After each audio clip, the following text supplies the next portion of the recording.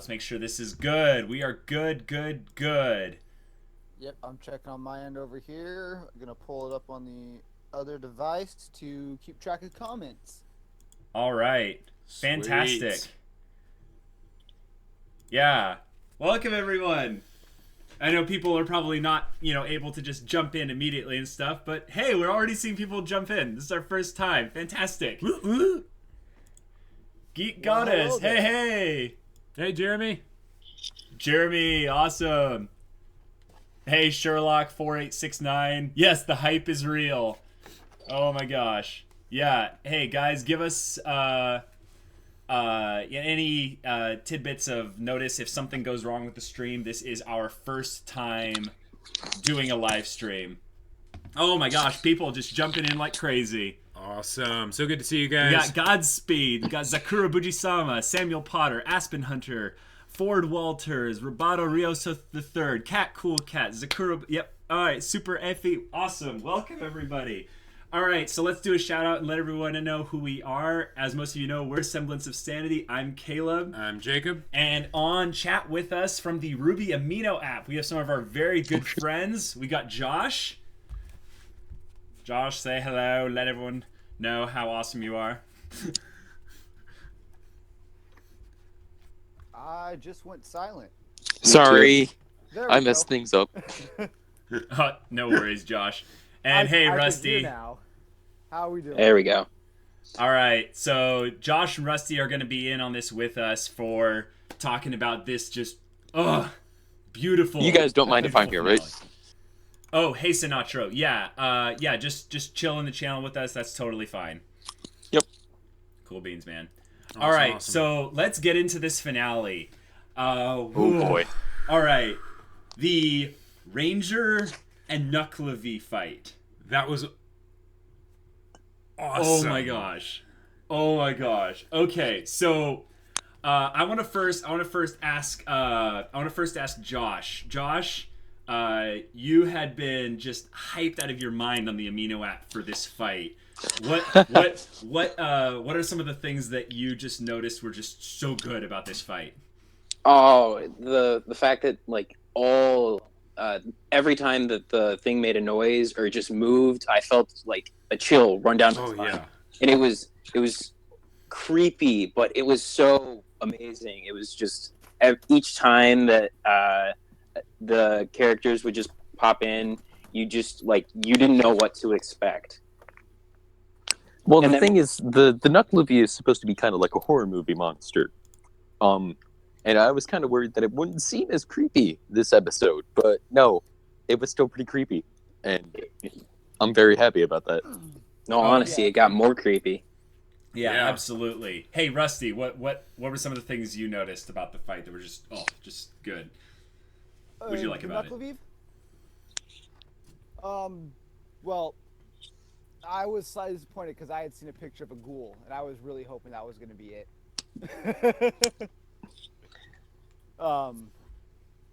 But so far as the fight, it was enjoyable. It was a good, well put together fight, in my opinion.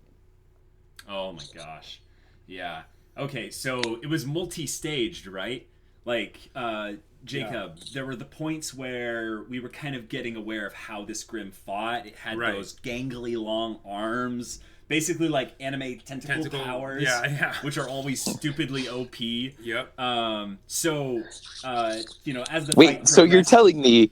Sorry, you're telling? Oh, Hey, yeah. So I just can't hold on. talk about- Wait till we're done talking here. So the part where we're starting to realize that they need to actually coordinate and work together and stuff had each of them kind of taking turns and figuring out how to get around it, and then they started running around in circles. Yep. But then they were all quickly overwhelmed by it. What was some of the moments that just kind of got you? Well, obviously when Ren and Nora's aura broke, that scared the living crap out of me because we've seen before that Nora took the hit from the Atlas thing, the Paladin in season 3. So I was worried something like that would happen, especially when they were both pinned like that and Nora goes and jumps and blocks the strike. but thankfully, like, she wasn't impaled by it or anything. And then when it started doing that weird, like, transformation, like it started hunching over and the spikes started coming out even more, I thought it was gonna do some... Yeah, like, even this is my freakier final crap form right kind there, of yeah. thing. Oh my gosh. So, did you guys... How did you guys... What did the Grim... way it was fighting, did it fight the way you expected? I don't think I knew what to expect. Yeah, because I mean, a couple of you were telling me you guys did some research on the Knucklevee's origins in mythos, and it had like some kind of pestilence and plague breath to it. So that was the only thing we really had an idea of how it had maybe any kind of abilities, but this one seemed to just have like just pure physical brutality with those arms and stuff. Definitely. Were any of you disappointed by the fact that it didn't have any kind of like special abilities in that regard? Like I think not really. No. The pure physical force is a great counter to the way Ren and Nora fight together, and it was more for them anyways. Gotcha. Yeah. And then it seemed to be near invulnerable. There were multiple points, especially John. He seemed to get some really good sword slashes in on its legs, and it just shrugged it off like it was nothing. Yeah. Oh, super creepy. Yeah. All right, guys, just a quick little shout out to all y'all in the chat. Thank you so much for being here. We're going to be definitely answering any questions you guys have once we're basically done discussing the gist of the episode. Oh my gosh, we got 36 people in here. This is awesome. Sweet. If I may interject, yeah, totally. The first thing I thought when seeing that the Knucklemavee had the crazy arms was wacky waving inflatable arm flailing too, man. I don't know why. Yeah, totally. Okay, so the fight was really good, but the point that I am putting out there as the MVP moment of the finale was freaking Renora underneath the house. Now, just before that, we had a scare. We had a jump scare. This is kind of a Renora moment when Ren was pinned against the wall of the house by the super freaky arm. Nora jumps in the way of the second arm going to hit him. We think Nora's gonna die or get sacrificed for Ren. But she basically deflected it with her hammer. And then they have the funniest... The funniest... just tension-breaking moment with that was the upskirt joke. Like, who saw that coming? That was so funny.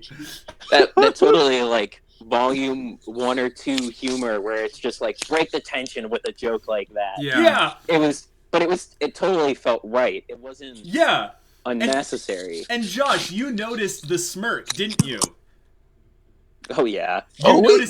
You were calling it out. You were saying, like, did you guys notice that that Nora smirk when she was, up there? She's like, Ren, don't look, but she totally smirks while doing that.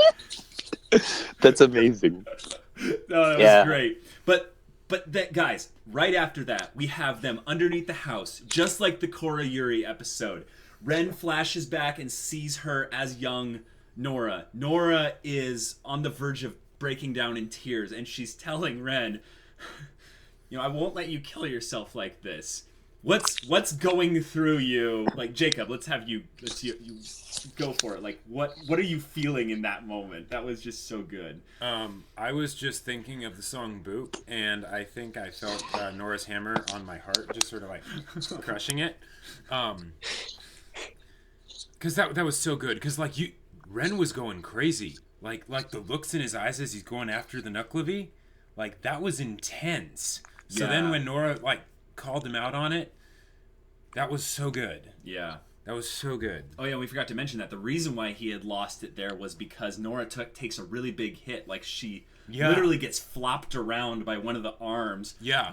Her aura breaks, and she almost looks like she's down for the count. So what were you guys feeling in those those tender but gut-wrenching moments with Ren and Nora? If I may start. Sure, go ahead. I'm sorry, Rusty. Do you want to start? No problem. No, Okay. go ahead. I was like, I don't know why. I felt like legitimately scared. I was like, is because we have never seen Ren this emotionally charged, I suppose is the word. And just seeing him angry was so foreign. Yeah. It really was. Yeah. Rusty, go ahead. What about you? Well, I actually had absolutely no worry for Nora, even when her aura broke and they gave that little jump scare, Okay. because the character development thing, she's had none. And Yeah, so noticeably that's a less safeguard. than Ren too. That is a safeguard for her. Gotcha. She hasn't been developed enough to have as big of an emotional impact as, say, if they had killed Ren. Gotcha. So you were more worried for Ren than Nora. Yes, and I really enjoyed the "I won't let you kill yourself like this" moment, because that is a very, very great allusion to the true story of Mulan. Gotcha. Oh yeah, it's awesome. Josh, go ahead. What about you? I felt that there have been 4 slaps this season, and that was the most powerful one. Oh yeah. Yeah. Yeah. Because it was this whereas the last ones were like just retaliation due to Mm-hmm. over emotion. This one was bringing the emotion back to where it needed to be, because there was just too much going on in his head, and it was sort of just like calming it down. It was just that sort of thing. It was so nice seeing that. Yeah. I was broken down into tears with the just real just visceral emotion coming from the two of them in that moment. Exactly. Okay, apparently we're getting notice from the stream that we are lagging just a little bit. I'm going to see if we can fix it. Yeah, there was a little bit of a lag. I was just looking at my other device to take a look at the comments. Okay. We're gonna basically go and make sure that we can get this squared away. But in the meantime, how about you guys take turns chatting about that sudden arrival of Mistral airships to save the day? Well, I could say one thing about it. There were Yeah, some go for it, pretty Rusty. neat-looking airships. There were some There pretty were cool looking airships. Yeah. I think they looked better than the Atlas ones from Volume 3. Definitely. The I Atlas groaned. were more military combat. Oh, sorry. No problem. I groaned. I groaned out loud. Okay. The let us know if the stream's getting a little bit better. Rusty, the only thing is that they're saying you're a little bit quiet, so if you can do anything to talk a little louder, that'd be great. Yeah, so Mistral airships saved the day. They saw the smoke. So yay. They saw the smoke of the dying Knucklemavee. Yes. That's what they saw. Yes, they saw the smoke of the dying Knucklemavee, which was so potent and black and just dense when it came out. I was kind of surprised. I think it was hinting at just how old and just unnatural this Grim was. So, yeah, that was pretty intense. So, Team Ranger... One thing that crossed my mind about the Knucklemavee, though, was that it had been there for 8 years, and this is definitely more plot armor sort of thing, but the Team RWBY, or Team Ranger, is technically a young team that's not fully trained, because they didn't get the full time at Beacon. Yeah. So how many huntsmen did the thing take down, and why were huntsmen unable to do it when this team of young people was? And I realize that's just nitpicking it to a point, but there's still that idea that either Team Ranger is a lot more powerful than it seems, or it was that the Knucklemavee had a little bit more difficult time against one-on-one. Crossed my mind. For sure. Yeah. Just that sort of thing. I feel like Um, this might just be me coming up with crap, but I feel like fighting the Knucklemavee like huntsman would be like I don't want to make sure the rest of my team gets hurt, blah blah blah, that sort of thing. So the huntsman would be more concerned with kind of keeping everyone safe than making sure this actually goes down. Geek Goddess does that makes sense. Make a good point though. They stated that there were multiple Grimm when the Knucklemavee first attacked. Sure. Yeah, that's a very good point. This one got isolated because maybe it sensed the weakness from Qrow, the emotional distress from RWBY, so it decided to kind of go off on its own. So it was a bit at a disadvantage. Yeah, I forgot about that. That makes sense. That definitely makes a lot more sense. Before we move on completely from the Knucklemavee fight, who wants to talk about Ren basically quadruple tapping this Grimm, hacking off the limbs, wounding it with his dad's knife, like I want to really taking his time to just cut this thing down. It reminds me of Tales in Symphonia, and I haven't played Tales in Symphonia in a very long time. But there was this one character that like he was like selling human slaves, I think it was. And one of the characters, I think it's Lloyd, just kind of like kills him in multiple slashes and like says something afterwards. And that's what that reminded me of.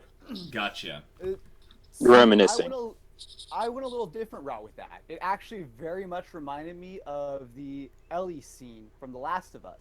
Cool. I love that it reminds us all of different things. Yeah, tell us how it reminds you of that. Spoilers. I hope it's not going to be too spoilery for people that haven't played The Last of Us, right? The Last of Us is 2 years old. I think spoiler. Yeah, that's true. Go ahead. Well, there is a scene where Ellie is trying to escape from basically a group of cannibals.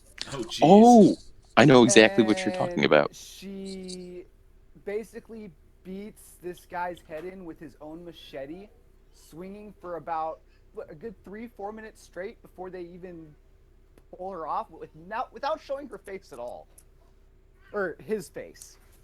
Yep. Wow. You just see blood splurting up in her face and a machete coming down. And okay, so she was kind of yeah. yeah, not really killing him the quick way. So Jacob, I think you and I noticed the connection to a particular fight in Game of Thrones, right? That too. The Mountain and the Viper. Yeah, I was super worried because, so Ren had gotten all this backstory. This was a personal fight. Caleb was thinking Game of Thrones. I was thinking, this is a bit older, but The Patriot. Oh, sure. You don't take your time to kill the guy that you think you've defeated. You just kill him and be done with it. Because, it totally could have been something where, the head just, pops out like something from Madoka Magica or something and just chomps Ren or whatever. So I was terrified the entire time. With every slash, I was like, just kill the thing already. Just cut its throat and be done. Go ahead, Rusty. I was going to say, when it started growing its spikes, it very much reminded me of a Final Fantasy boss. You beat it the first round, and it gets bigger and stronger the second. Yeah, totally. Like a boss battle. Yeah, absolutely. Mm-hmm. I was thinking when he was talking about the, kind of how it reminded him of The Patriot, that reminded me of Game of Thrones, where Ren was literally monologuing.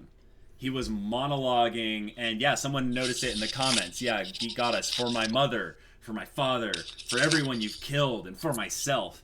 With each one, we're supposed to go, yes, yes, but one of the scary things is when you do that in writing, is it's a very classic way to show that a character is getting a little bit too cocky. A little bit too cocky, yeah. Yeah. And I was really scared the fact that his head wasn't, locked down and it could have that gangly neck and move. I was like, oh god, are they going to have it, bite his head off? Okay, we've had multiple people in the comments point this out. I can't believe we didn't call this out. but Jean finally had and showed his weapon upgrade. Yep. Oh yeah, that's That was right. amazing. That so was cool. genius. I was actually going to get to that next because that actually was on my list of stuff. Awesome. Another thing that I have on my list is Ren's semblance. It is not limited to physical contact like we thought. Yes, yep, that's right. True. It can go through a medium, Yep. Exactly. which happened to be the ground. So I have a feeling though, if they were like jumping around or such, that it wouldn't have been able to do it. Yeah. Pretty much how it He was had to be explained. grounded. Yeah. Those are some good notices because Ren's semblance is probably just like everyone else's semblance in that it has multiple aspects to it and probably multiple uses of it.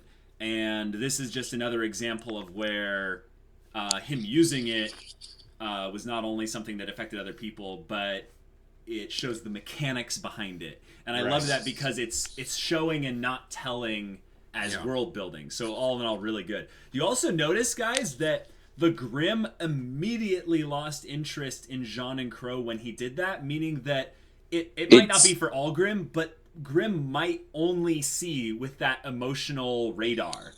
Like, they might not have great physical sight. It's just something to think about. Blind as bats. Yeah, blind as That makes bats. sense.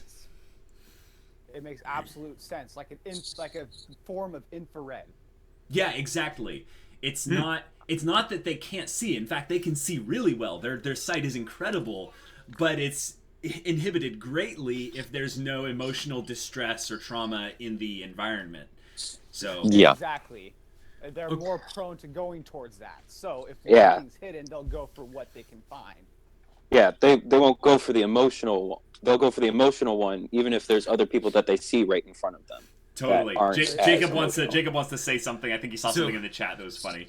So Zenoth the Wise, thank you. Zeno the Wise, thank you. That was a great point that I was in the back of my mind. So Jean has this reinforced, professionally smithed huntsman blade, two-handed broadsword, just badass awesome thing that can't cut the Knucklemavee. But Ren's tiny little third world hunting dagger is just like carving through it like it's butter. Well, to be fair, cool, it's but- rule of cool. But to be Yes. fair, it was chopping at the horse part. They never actually hit the humanoid body part, which Sure. is what Ren was cutting off, which makes sense because it was thinner, it was more gangly, and if you think about it, that's probably why it is that way. The horse is its transportation and its protection that makes it really tall. And then it's the weak And then spot. the weak spot is the little body that it protects with its arms and its horse body. Yeah. But yeah, that's It's a glass cannon. yeah. There you go. Okay, so moving on just a little One bit more ahead. quick thing. Oh, one more quick thing. Yeah, closing comments about the fight. Go for it. Nora was starting to revert to her Volume 1 personality, falling off the building, and that little smirk as she's going down. It was so great seeing that again. Yes, That was awesome. that was fantastic. It was almost like an Assassin's Creed leap of faith moment, but backwards. Backflip, leap of faith. Yeah, that was perfect. So great. Oh, I have a closing comment about the fight. Did anyone feel like this was the Volume 4 version of the original team fight with the Death Stalker and the Nevermore? I felt like that too. Yeah. I mean, it was a little bit more emotional personal. and more intense, but it had that same kind of, hey, let's all team up. Let's take this Grimm down that's way bigger than anything we've ever come against before.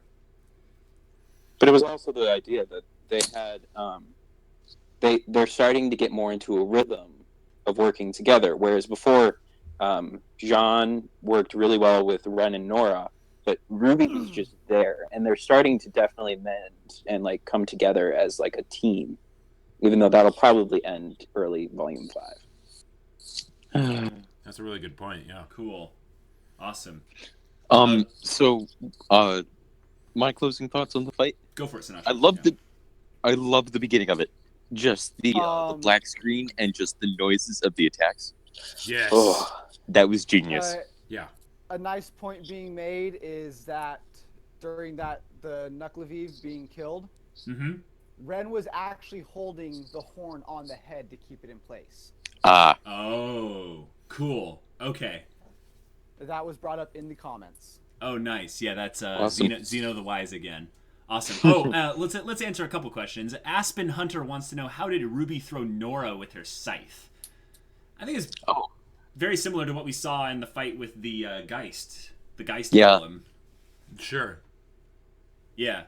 Oh, also, another thing, the fandom speculated that, like, they would need Silver Eyes and or Jean Semblance in order to win this, and yet they didn't need those. I was under the impression that RWBY would go full Silver Eye power and we'd actually see it. Yeah, I thought there would be very something surprised like we that too. didn't. So, mine was a bit of a long shot. I was half expecting Neo to just randomly show up. What? That would have been amazing. That would have been I so wish. awesome. Wait, She's who? been floating I'm for assuming- 6 months. She just kind of floats in on an umbrella. It's like, oh, I guess this is where I'm landing. Oh, Neo, got it. Oh, that'd be great. I would Or it'd love be that. great if she sees, like, she's floating down on her umbrella. She sees it, and she's like, nope. And she starts, like, blowing up into her umbrella, like, let's keep floating. Let's keep going. Yeah, she just sort of That would've floats been in, great. sees it, and then floats away.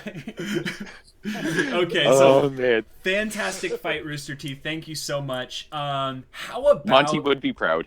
Yes. How about that beautiful shot of the city of Mistral? Oh, Okay. It was gorgeous. I felt Lord of the Rings. Like, you know how Lord of the Rings That is looks- exactly what I was about to say. Rivendell? Yes. Yeah. You know how they have those beautiful sweeping shots of just locations, vistas, and they're just so beautiful. Yeah, Rivendell, exactly, Jacob. Like, it had that just otherworldly beauty to it. And the architecture and everything, oh, so great. And then it had that Amazing. arch of natural rock formation that it was Oh, built that was around pretty it awesome. over. Oh, so beautiful. So anyone notice anything interesting about that they want to shout out? well, it actually, I've never actually watched the Lord of the Rings movie, Okay. so my first thought was actually a Miyazaki film, Oh, yeah. Studio Ghibli, but Totally. more specifically, I was actually thinking Ni no Kuni. No Kuni. Okay. It was the graphics of the game were made by Ghibli, and you see, like, when you get to the first town, you see kind of like this animated scene, and it's got this kind of like sweeping shot of the town, and that's what it reminded me of. Nice. Yeah. What about you, Josh? As I was thinking about it, it totally reminded me of Rivendell as well. It was just that sort of feel of a massive city hidden in the middle of nowhere, but still like vibrant and all that sort of thing. It did give me a Lord of the Rings feel. Yeah. How about you, Rusty? Hidden in the nowhere. Well, based on the design, it very much reminded me of the samurai village from The Last Samurai in feudal Japan. Ooh. Ooh. Cool. Yeah. It definitely had a very kind of Eastern, either Chinese or something Japanese. similar Japanese, inspired look. The architecture was very Japanese. Yes. Which, Yes, since this is anime, it might be American, but it's still anime, so it makes sense where they got the ideas from. Yeah, absolutely. And also, it seems like to an extent they modeled a lot of the locations in Sonus, Anima, and near Atlas and stuff after real world locations to an extent. Isn't Atlas supposed to look like? Was it Germany? Or I don't know, but we haven't been there I've- yet, so we'll just have to wait and see on that one. Okay. Yeah. Okay. Final closing things about kind of what happened in the first half. No one died. which surprised me. Much to my disappointment. Rusty, Rusty, you are amazing. This is why I love having you in this discussion, because you are basically the person to always remind us that death is coming.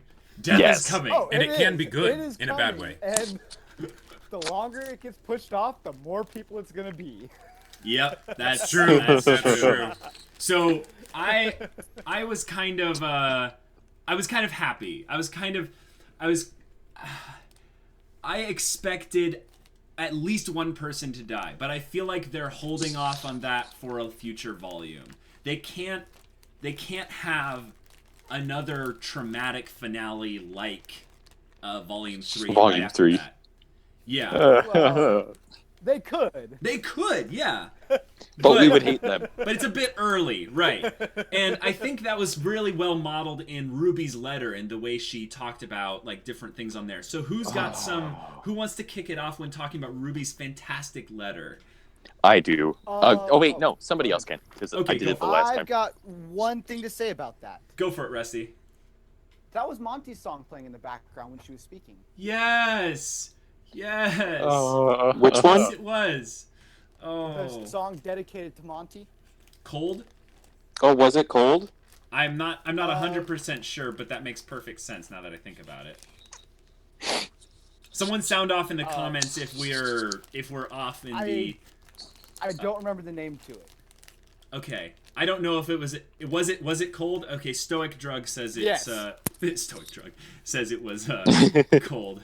Oh, it was cold and Boop. Okay, yeah, everyone's saying it was cold. Awesome. So Yeah, Boop only you had played the, though. Someone said Boop. Boop only played when Ren and Nora were on screen. That was a key thing. Was when they were on screen, Boop was there. The Yes. instrumental version. Of the last I Yeah. freaking love that song. Both of those songs. Boop okay, especially. but do you guys want to talk about how this letter is essentially RWBY character development? Like we're getting to see into like what's going on inside RWBY, what's been going on inside her head and her heart with this whole journey. Josh, you go. Well, there was a little comment right at the beginning of it where she said, "I hope you've been getting all my letters." So we haven't seen all of her letters leading up to it. So this was just an interesting idea that she was still trying to keep in contact with her dad and Yang. Yeah. But like it wasn't being shown. But it was still a good thing to say she didn't just vanish. Right. She is still trying to keep in contact with them, and it was a little thing where it was subtle, but it was there, and it was really nice. Well, if you go back to the family, that chapter, they actually asked Ty if they had heard from RWBY, and they hadn't. So her letters actually had not been getting there. Right. I knew they weren't getting there, but it was still a thing where she was still trying to make it into. Right, she was trying to So make she was sure that making the the letters attempt. happened. Were there any moments in particular of like something she put in the letter that you guys liked? Like Jacob, was there anything that you noticed in the letters that you were like, oh, that was so good when that happened? Well, not like that, but I noticed that it seemed to be like a parallel of the beginning of Volume 3. Oh. So in Volume 3, she's at Summer Rose's grave, and talking to them in its way to catch them up, but also show how RWBY deals with everything. And there was something I really liked. The part where she's talking about how there's all the pain and the loss and having to deal with it, but then keep moving on. Yeah. I thought that was She said keep moving forward specifically. Yeah. Which is a Monty reference, of course. So that adds to the feels with having Cold playing in the background as well. That was just great. That was We also amazing. have the reoccurring theme of bad things happen. shown Yes. Twice in that letter. That's true. That's true.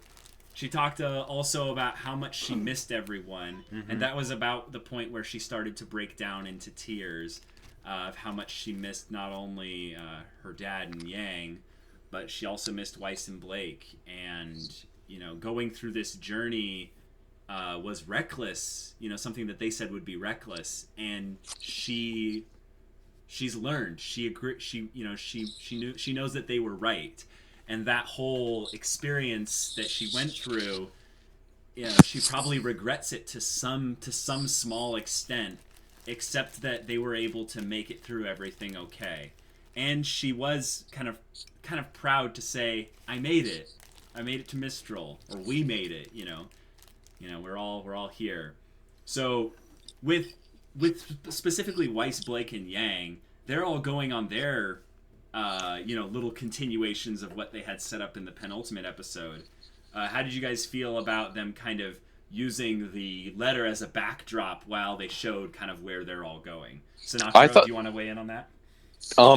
Yeah, but first I want to point out that if you actually pause the video when it shows the full letter, it is actually like Written out. yes. Oh, good. They're not doing it in gibberish like in the Volume 3 finale. That just makes me think of the Last of Us, because if you look at the files in that game, they're all actually written out. Oh, awesome. But I thought that was really pretty. That was really pretty interesting, and the fact that they were still able to have these character moments despite RWBY, talking in the background was pretty cool. I think out of all of them, out of all those character moments, I liked Weiss's the best, because it was kind of how, like, in Volume 3, when she goes to protect Velvet, it's like we went from this character who was, like, basically a racist to protecting the race that she once despised, and now it's she basically could, like, have whatever she wanted, and now she's paying a guy. She's basically bribing a guy to take her somewhere. Yeah, To that was hide. great. That was- Yeah, it looks like she's become the stowaway. Haha, Ooh. yeah. Oh! Oh, that's Oh, good. that is a sweet irony. That's Nice, really good. nice notice, Rusty. She's become Good. the stowaway. Josh, how about you? What did you get out of the letter backdrop on the moments with Blake, Weiss, and Yang? It was really nice because you see she's trying to send the letter back to the family. I loved that whole thing, but it's Yeah. also that you kind of I really thought that right at the end of the episode they'd run into each other on the street, and it had just been like just a little thing where they at the end of the yellow trailer where it's like, what are you doing here? And it was just like I sort of expected that. I was a little disappointed, but it was still that sort of thing where they're all heading. I'm almost certain they're all going to run back into each other, but like episode 1, at the end of the episode 1 of Volume 5, or episode 2, right at the beginning. And it's just like everyone's going to come back together right near the beginning. And it's just like all that coming together. Yeah, and if anything, are you glad that we didn't get the screen time separated too much from Team Ranger, and that only minimal time was given to Blake, Weiss, Blake, and Yang to continually set up their arcs going into Volume 5? I was sort of hoping that Blake might get a little bit more time. Yeah. Just sort of like see her like getting the weapons, all that. Although there was the thing right the boat that Yang used was the same ship captain that took Sun and Yep. Blake to Menagerie. to Menagerie. So I honestly thought that she arrived at Menagerie to pick up Me Blake. too. Me too. Yes. I, Okay, I that totally was thought that. a funny. I would call that basically one of those